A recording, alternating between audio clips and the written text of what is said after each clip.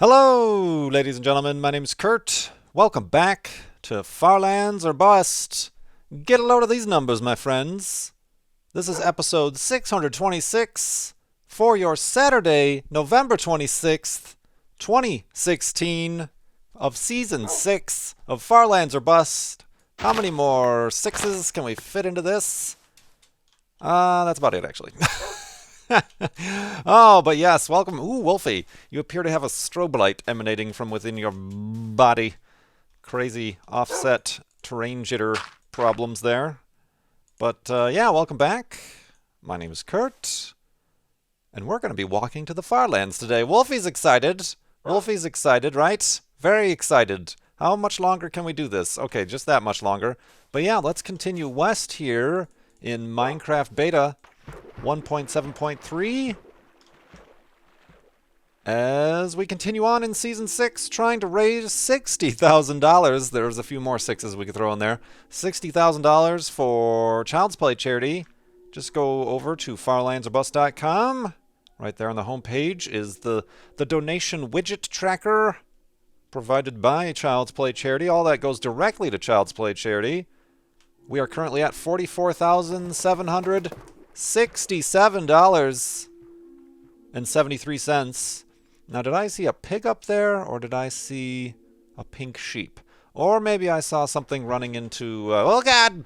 Running into, cactus. I think maybe I saw an animal running into the cactus and taking damage. I saw a flash, a vision of pink on the horizon, but I guess it was not meant to be. So yeah, we're raising money for Child's Play charity, farlandsorbust.com. When we do finally reach that $60,000 mark, is that what we're going for, Kurt? Yes, it is.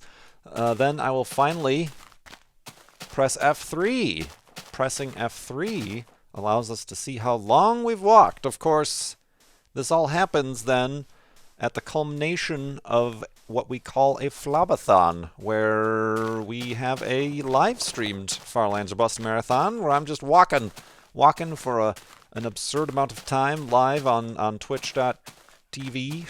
I almost said .com, because that's a joke. Twitch.com/TV/KurtJMac. And yeah, at the end of that, live before a live studio audience, we press F3 to see how far we've gone. It's been a while. I was about to say, it's a momentous occasion, but it's been so long since the last one. Not last, but 2 Mays ago. May 2015 is when we last held the Flobathon live stream and pressed F3 at the end of it and found that we were 2.2 million blocks from spawn. How far will we be next time? Donate to Child's Play charity to find out. Plug. And yeah, tis the season for giving. Of course, I'm recording this a day early on Friday, not live. Previous Saturday episodes had been recorded live, but I'm actually running a bit behind, actually. Quite the opposite of the word that came out of my mouth. I'm running a bit behind on actually some questions that I received last Friday, so I figured I would record this just for the YouTubes to get those through and get this up, and then I'll just live stream. I'll just live stream something else later today. But yeah, it's been quite a while since we've had a flobathon. Let's get on over to farlandsorbust.com. Help them kids get those toys, books, games to kids in hospitals around the world. Much appreciated, my friends. Much appreciated indeed. And I'm recording this, like I said, on Friday, Black Friday. I am restraining and refraining from the purchasing of retail goods. It seems a bit much. A bit much, if I can say so. I mean, the only thing I need is a strong word as well, I'm doing fine without, would be a monitor to set up a permanent or semi-permanent PC racing sim setup. Similar to what I had before, I had a 32-inch television setup where I could just have my wheel and pedals permanently set up there. But the television is no longer, and I need something to replace it. Of course, it would probably, what it would do is it would force me and allow me to make it easier, less of a boundary, to to playing these racing sim games. Your dirt rallies, your Assetto Corsas, even eventually your Formula Ones, tease, and other such games. iRacing even, iRacing. Just because now I get very, I want to play a racing game, but I gotta dig out the wheel and fiddle with a whole bunch of cords everywhere, and careful, Wolfie. Try to attach it to the desk properly, and then the desk shakes all weird. And having a permanent setup would be like, oh, all I have to do is turn my chair slightly to the left, and here I am in front of my permanent racing setup. So yeah, I'd have been keeping an eye on like monitors. I should just get a cheapo one, because the only thing it's going to be used for is racing games and console gaming. So really, I shouldn't even worry about the 1440p's or the 4Ks or anything like that, because it doesn't matter. I'm not going to be recording in that. So just get a normal 1080p monitor. I'm thinking, I liked the 32-inch. I had a 32-inch television. I like the 32-inch size. A lot of people complain in reviews about 32-inch monitors that are only 1080p is like, oh, the pixels are so big and the text is fuzzy. Well, I'm not gonna be doing spreadsheets or anything on this. I'm literally just gonna be playing video games, so the pixels probably don't matter at that size. And I certainly didn't notice it with the television, the 32-inch television. So maybe I should just go with the cheap. Even I would go as far and as completely off character as to just get a standard TN panel. That way I can't complain that the input lag in Dirt Rally is what's causing me problems. Just get a gross and disgusting poor color reproduction TN panel with 32-inch size. There were some that were curved that seemed interesting. My main problem is a lot of them at that size have a glossy screen surface. I do believe I want to stick every monitor I've bought so far have had the matte, the anti-reflective, like what I would associate with a computer monitor. I don't want a glossy. That's some of my problem with laptop computers as well, is that all the screens are glossy or touchscreen glossy, and I'm like, nah, I don't need to see myself in the reflection while I'm playing video games. I want a matte, anti-reflective screen. 32 inches, 27 would be alright too. I worry about 27 being just slightly too underwhelming. I'm not going to do a triple monitor surround setup, and I'm not going to get an ultra-wide monitor, as was also been recommended, because these whoa, that's lava. Because these are things that I need to record for, and I'm not going to record in ultra-wide because YouTube doesn't display in ultra-wide. YouTube displays 1080p, and yes, I know I could do 2K 1440p for YouTube, but I really don't think it would be worth it. I don't think that many people, if any people, really watch videos of that size. I'll have to look at the statistics, but I'm not sure that would be necessary. I'm pretty sure my computer could record 1440p 60 frames fairly effortlessly. The rendering and file size would be a detriment to that, so I don't know. I'm keeping my eye, but then again, those type of monitors are generally already pretty cheap, so I'm probably not going to find any, and I haven't found anything that's worth diving into, and I'm just kind of refraining.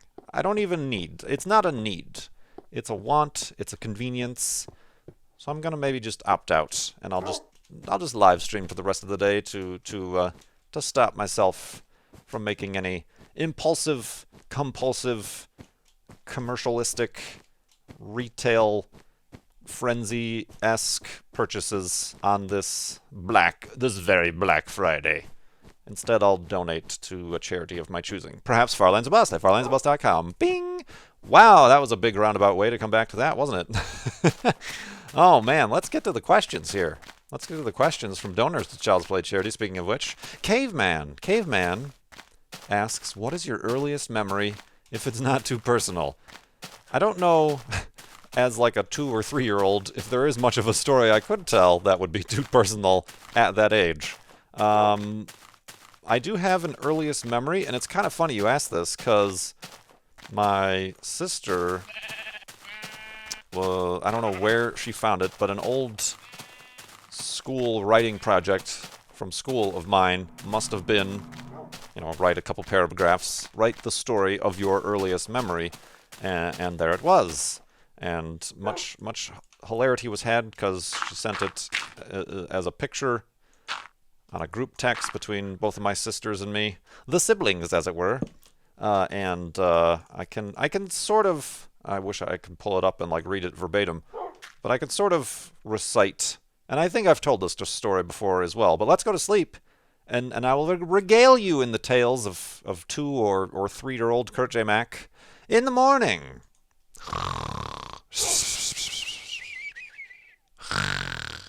And awakeness. And earliest memoriesness. Ooh. Is that a skeleton or a zombie? That's a skeleton. He's happy to be alive. I'll let him live. I'll let him continue with his happiness. So yeah, my earliest memory, my family's first house was in the suburbs, obviously, of Chicago. And perhaps a lot of you who don't live in the United States or even the Midwest of the United States might not be familiar with what a tornado siren is. Tornado sirens are set up throughout most home kind of suburbs, residential neighborhoods of the Midwest of Tornado Alley, of which Chicagoland is a part of and has actually had a few deadly tornadoes in the past, but not as frequently visited by the tornadic activities as say your Oklahomas, your Kansases, those more lower down in the prairie states. But still a thing that requires tornado sirens. There was one right down the street from this house. Actually, all the houses I've lived in Illinois have had tornado sirens right down the street. But as a young kid, it was the scariest thing in the world. The scariest thing in the world to me. There was a playground right next to the tornado siren, like a field and a playground and a swing set and stuff. And I hated going to that. I liked playgrounds, but I hated going to that playground because at any moment, that tornado siren could go off. They always test the tornado sirens on like the first Wednesday of the month every month. But as a small child, I didn't understand months or time or weeks or days or schedules, so I just thought that like at any random point at any day, this tornado siren could go off. So it always scared me. They're very loud. Very similar to air raid sirens, I suppose, is what they sound like, and the technology they're based on. If that means anything to anybody, or I'm sure if you live in some sort of coastal land, like a tsunami siren or something like that, or hurricane or whatever. So yeah, always scared of the thing. My earliest memory that I can recollect, it might be out of order. I have like little snippets of other memories. It might not even be the earliest. I don't know chronologically. There's one memory I have where I touched an electrical socket and got electrocuted. That one might have screwed up some of my memories. There's another one where I fell between my bed and I rolled off the bed, but in between the wall and the bed and got trapped and was very frightened at that. But this one in particular, sunny day, normal day. It must have been the first Wednesday of some month or something like that. But my older sister, my youngest sister hadn't been born yet. My older sister and myself, I remember, it must have been a summer day, obviously. We were given popsicles by our mom. And we were eating the popsicles in the front room over the coffee table, probably. Yeah, coffee table. And of course we had, as sticky little kids, my mom gave us paper towels to eat over the paper towels. Don't drip on the carpet. And just enjoying our popsicles on a warm summer day when, lo and behold, the tornado siren went off and freaked me out. Of course, I had this popsicle that I was enjoying very much in my hand, but my default reaction to tornado siren, very loud noise, would be to cover my ears. I only have 2 hands, and one of them is occupied with popsicle. So what I remember, this is like a really boring story, but what I remember is having to choose between my eardrums, my frightened little eardrums, and the popsicle, and my eardrums won. So I had to. I remember having to place my popsicle down on the paper towel on the coffee table to cover both my ears until the tornado sirens test was done. I don't know if I was crying or not. It must have been traumatic for it to have stuck into my memory like this.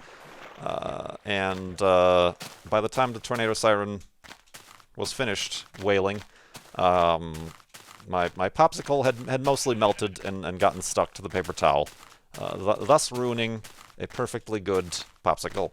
And that, my friends, is my earliest memory that I know of, that I think I know of. And for all I know, this could have been a dream. This could have all happened in a dream. It's very difficult to discern early memories from fact or fiction or dream or imagination or whatever. But that's what I remember. I remember the tornado siren down the street was the scariest thing in my world at that point. Oh, man. So yeah, thank you very much, Caveman, for the donation and the question.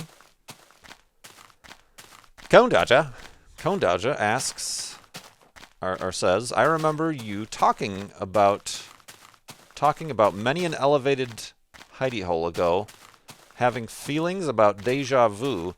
Do you find it, déjà vu, comes and goes in spurts? I seem to go years at a time without feeling those feelings, and then all of a sudden, bam! Months of constant occurrences. There's no hope for me, but do you still get these feelings now and again? Do they go in phases? Is this question wording too long now? Will you actually read all of this? Unlikely. Oh, likely. Oh, hell, wow, look at this place. Very likely. Yeah, I think I do remember talking about déjà vu. And honestly, again, it kind of relates back to like what your earliest memory is. It starts to kind of trigger those feelings. And I will agree. I've never given it too much thought, but the déjà vu feelings do indeed end up seemingly happening in spurts. It has been a while for me. I'm trying to think. It was kind of recent that I had a déjà vu feeling, and it does always seem, for me anyway, to be related to dreams. My déjà vu experiences, I feel like, are not like, oh, déjà vu, this has already happened in my life before. It's always, oh, déjà vu, this literal movement of time and the events that are transpiring I've dreamed before is the déjà vu I experience.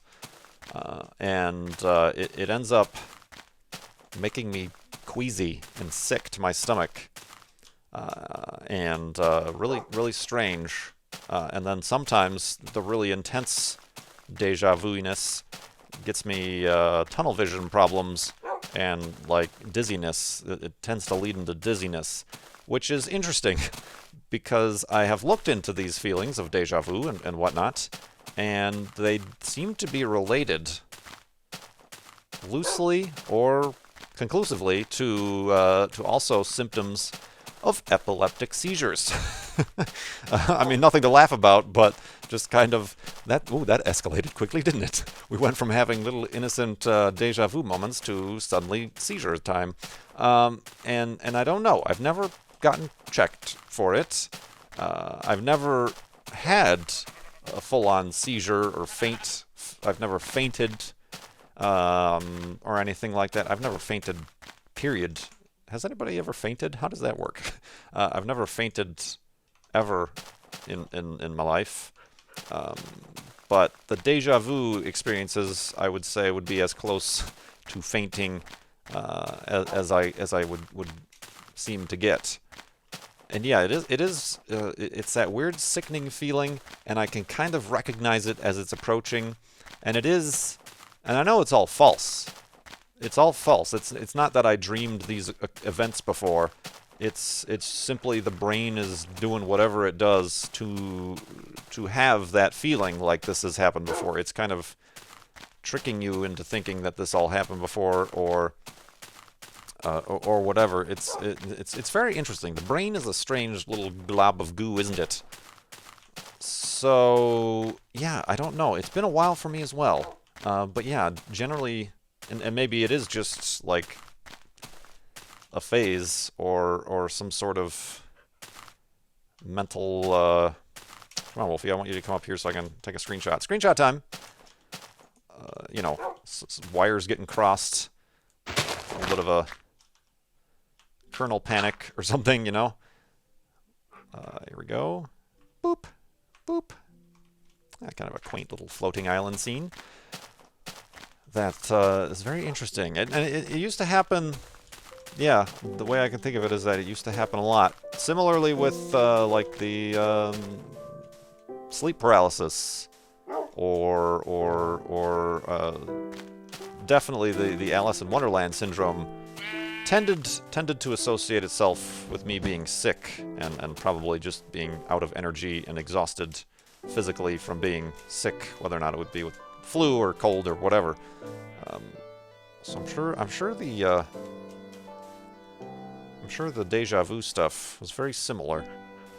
And honestly, I've had less and less of it since maybe it was kind of diet related, because since I went gluten-free and have been more, I don't know, regular in certain aspects of my physical being, I've had probably less and less of it. Still some, but certainly less and less of the deja vu sequences. That could be because I was malnourished, because if you look into celiac disease or people who have undiagnosed gluten, wheat allergies, the problem that most crops up is that because the intestines, the inner piping gets damaged and scarred, you can't absorb nutrients through that scarred tissue. So a lot of people who have gluten intolerances, full-on celiac disease, end up being actually, even though they're eating the right amount of food, they end up malnourished because they're not absorbing all that they can out of the food that they're eating. And it's also going, woo, right through them. But anyway, let's go to sleep and continue in the morning.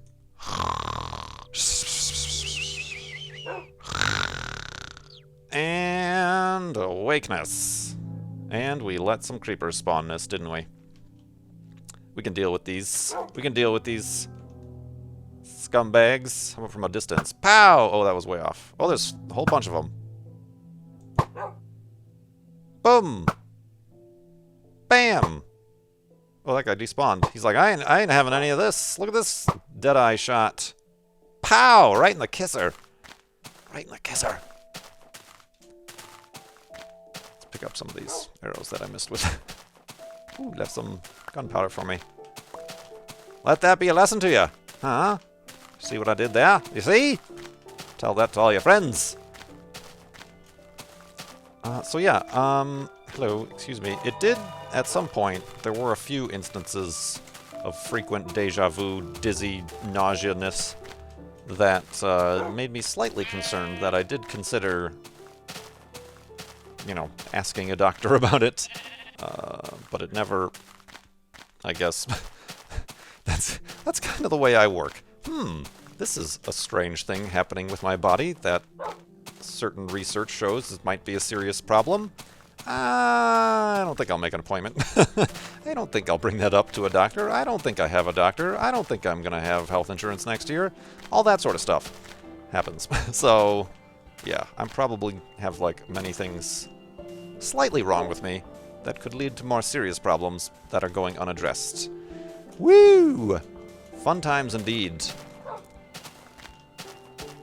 Let's see here.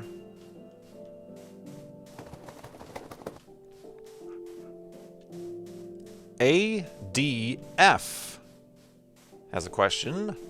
Have you ever considered starting an LLC company while on YouTube to possibly help an unemployment transition? If when returning to a more traditional career, how has YouTube Red affected your income, hopefully positively? YouTube Red has done bugger all. I mean, it's there is a little knockout in the analytics that says, "Oh, these are your YouTube Red earnings," but it by all means hasn't replaced or improved on the abysmal ad earnings. If anything, it's just equivalent to what people watching any sort of ads would be providing in revenue. It isn't like this major, oh, it's so positive. It's so positive for the creators because XYZ means more every view. Then it's split equally amongst. No, it's whatever I probably earn from a single ad view, I probably earn from a single YouTube Red view on any of the videos that I have. Which Fireline's Bust, by the way, does not have any ads on it, as it hasn't for quite a while, thanks to Patreon. Which reminds me, I do actually want to talk about Patreon in a moment. We have a little bit of time, I suppose. For those of you who've hung around to the end of the episode, are the most likely. I wanted to actually open with this in the episode, but I'm an idiot. Yeah, if you've hung around for the end of the episode, you're probably one of those who probably already do support somewhere on Patreon or something, or you're simply a very dedicated Farlander. But yeah, let's talk about that in a moment. Would you ever consider starting an LLC to help with the unemployment transmission? the manual transmission? The fifth gear is dropping out. I don't know the way you phrased the question. I'm not sure what that means. Are you suggesting that having a company would help me get a job if this doesn't work out? I'm a little bit confused. But no, honestly, a lot of your YouTubers, your independent, what we are considered independent contractors here for YouTube or Twitch or whoever. Is that a spawner down there or just two zombies? I think that's just... Oh, careful, Wolfie! Well, Wolfie's going to go investigate, I tell you what. I don't think that's a spawner because no more zombies are coming out. Yeah, most of us do have some sort of LLC or company underneath us, even as just sole proprietors or something like that. That's just simply better for taxes and income and keeping things in order, as opposed to simply calling it self-employment income. So that's actually a thing quite a few people have. Yeah, I don't know how or if or why having that would help transition back into employment, which is a thing I hope I never have to do. Just hearing about people like going into interviews or perhaps even getting new jobs and having to do like these team building integration things with words, very corporate double-speaky words that I've never even heard in my entire life. I'm like, I literally cannot do that. I literally cannot even fathom having an interview ever again. That is an incredibly... It's going to give me the deja vu sickness is what it's going to do. I really, really never want to do that again. I mean, I'm sure there's some amazing companies to work for out there, but if they just want to hire me flat out without having me go through the rigmarole, I'll be all for that. But if there's any roles to be rigged, then I will not participate, and then I will starve. Oh man, speaking of nutrients, so yeah, I hope that answered your question. Like I said, I didn't quite understand the connection to your transition, traditional career, etc. Maybe I don't want a traditional career. Whenever I talk about getting tattoos, one of the things I always hear is, oh, you know what, you're never going to get a job if you got tattoos all over your arms. Well, maybe I don't want that job. Perhaps there's a reason. Perhaps there's a reason why. This really looks like a... It is! Whoa! Does this not look very reminiscent? Careful, Wolfie! To like a spawner. There you go. Like there's the spawner in the middle. Ooh! I think it actually might be. Wolfie, get over here. We must investigate this really quickly. And while I'm investigating it, let's actually talk perhaps a little bit about Patreon. A question I got from Berg is, what method of support? Woof. What method of support? I can't tell because it keeps getting filled with water. What methods of support, Twitch subscription, Patreon, etc., helps you most financially? Well, they all help. They all help in their own special little ways. You know what? This might not be... I honestly don't think it is anymore. Yep, I'm doubting my earlier... No, it's just a little underground place. Never mind, little underground place. You are not what we were looking for right now. Anyway helps. The sub on Twitch helps, because having those subs, having those numbers, having those viewers, those regular viewers, is a positive reflection of my brand, my channel, to Twitch itself, but then also, hopefully, potentially, other companies, affiliates, potential affiliates, sponsorship deals, whatever might come in the future. So yeah, you have to look more beyond simply the, oh, what cut of my giving you money is going to go to Kurt J. Mac. There are many benefits to many sides of things, to just the views, to clicking that like button, to just being there in the chat, or even not, you can watch Twitch streams and not even chat. Having that viewer number a little bit, not inflated, that's the wrong word, that sounds like it's being a scam, but having that viewer number be high, or higher than the average Twitch channel, helps all those things as well. If you're speaking strictly money, then yeah, things like Patreon or direct tips on Twitch, more of that goes directly to me. And on Patreon, made some changes. If you're aware, like I said earlier, Far Lands of Bust is completely commercial free. That was one of the tiers that unlocked right away, is that every episode I went back and removed all the ads from old episodes of Far Lands of Bust, and every episode moving forward is commercial free. Same thing with the... I don't know how to get around this place. Same thing with the podcasts. We had, oh man, I had these stats earlier. Ow! But I think well over like 200,000 downloads of episodes of the podcast, and I do keep getting offers to add advertising to the podcast, but the podcast itself is also supported by Patreon. And I've made some changes over at patreon.com/KurtJMac. They mostly go into effect December 1st, and maybe I'll expand upon this. I'll definitely expand upon this in a separate video, but maybe in the next episode of Far Lands of Bust I'll mention a little bit more. But it used to be to get on the patron server was at the $20 tier, but now I'm very happy to have reduced that to the $10 tier at Patreon. The much already frequented, with a big community behind it, the Farlander Patreon Minecraft server. It's currently running 1.10.2 or whatever, but we'll soon be looking at upgrading it beyond that to the current versions, 1.11 or whatever. But yeah, that's going down to $10. And then also I will be adding automatic Twitch figured out a way to integrate with Discord. The Far Lands or Bust patron Discord has always been the unofficial Discord. It's something, surprisingly, that Farlanders created for themselves so that they can communicate with their server friends. Now it's going to be the official one.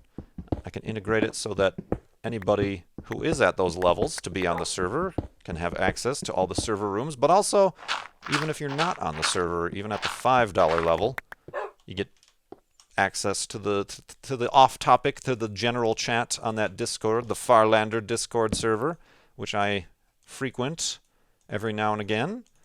And previously during streams, I've asked, hey, anybody wants to play Golf with Friends, and then give out the information for Golf with Friends on the Discord server so that patrons can play on stream to fill out the Golf with Friends team or whatever. Stuff like that. So yeah, making some changes there that go mostly into effect on December 1st. So if you're already at that $10 tier and you want access, I will be giving you instructions over at Patreon. And of course, any help and any support there is much appreciated. And I do believe I don't need to really remind... Oop, hello, I didn't mean to do that. I don't really need to remind the patrons so much, but the support you provide at Patreon is for the content. For the content, indeed, here and on Twitch and wherever else I may exist, and going to conventions and all that fun stuff.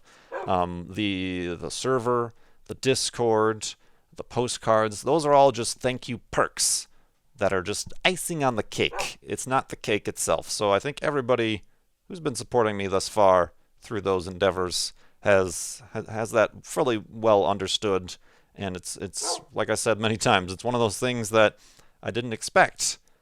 This very cool little community, group of friends, regulars to be made out of this series, out of the Patreon, and I honestly wouldn't have been able to continue, and I might have been needed to go into the depths of corporate interview dastardliness had it not been for the continued support, very overwhelming and generous continued support for my work on Patreon. Patreon.com/KurtJMac. No obligation, of course, and I don't take anything away from anybody. I only try to give a little bit more to those who do support. Everything you see here stays the same. It's the folks who are able to support that then go out, and it helps those who maybe can't, maybe you're too young, or maybe you don't want to, or whatever. Nothing changes. Nothing changes about my content, aside from maybe more of it, aside from maybe being a little bit more free to choose what I want to do, despite it not making, like I said, the YouTube red ad revenue, or whatever it may be. Being a little bit more free. Being a little bit more free in this Far Lands of Bus world, right, Wolfie? Pant. I'll take the pant. So yeah, that's going on. I think I didn't have my thoughts totally organized here. I think I'll maybe mention it at the beginning of the next episode a little bit, if you don't mind. And I'll also have a separate video just to let people know. And yeah, farlandsofbus.com also is a great way to support by donating to Child's Play charity.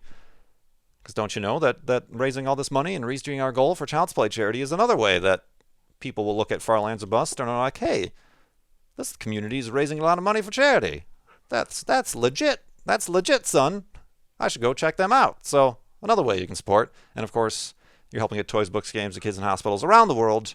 Thank you so much for watching episode 626 for your November 26, 2016 of Far Lands of Bust. My name's Kurt. I will see you next time.